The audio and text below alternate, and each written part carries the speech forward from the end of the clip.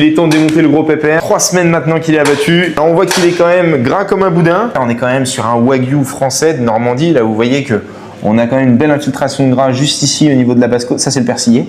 On va changer un peu notre façon de travailler. Tomahawk de basse côte. Donc, ça veut dire qu'on va prendre les 5 premières en tomahawk. Donc, vous voyez qu'elle est là. On prend une très belle noix. Je vais le retourner. Il est où? Coucou! Vraiment, je suis bien au premier tiers. On trace un coup net, hein. Même si c'est du beurre, il faut quand même appuyer. Hein. Je trace mes intercostaux comme ça au moins. Je sais où j'en suis aussi. On fait tomber. Donc là, j'ai tout mon tracé pour les côtes. Je vais pouvoir dégager mes manches. Donc 1, 2, 3, 4, 5, jusqu'à là. Voilà, tac. 1 €.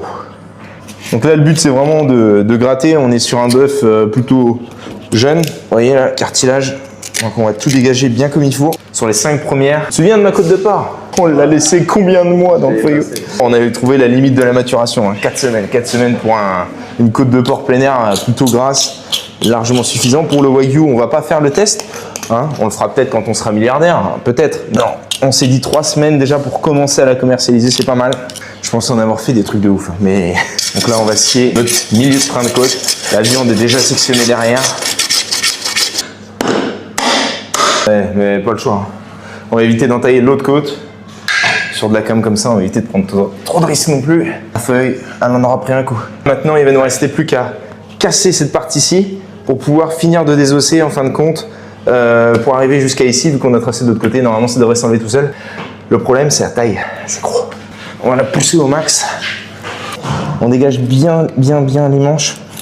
Là, c'est encore à peine assez dégagé. Là, ça va être une petite beauté. Hein. Pas casser, hein.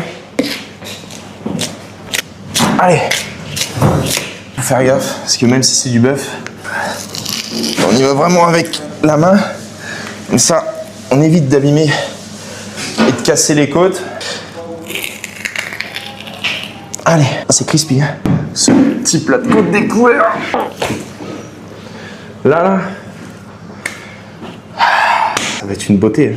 Passez-nous un coup de fil, c'est pas sur le site internet, c'est la première fois qu'on en fait, donc forcément... Pas encore les photos, on n'a pas fait tout ça. Si on pourra vous faire du sur-mesure, à la limite, vous nous direz. On essaiera de faire au mieux pour vous satisfaire selon vos demandes et vos besoins. Et là, regardez-moi ça. Ça va faire des tomahawks de basse côte. Donc, on va les couper et préparer. Sûrement directement avec le persillé dessus. Donc, ça va vous faire vraiment une belle épaisseur. Toc. Donc, on n'en a que 5. Hein.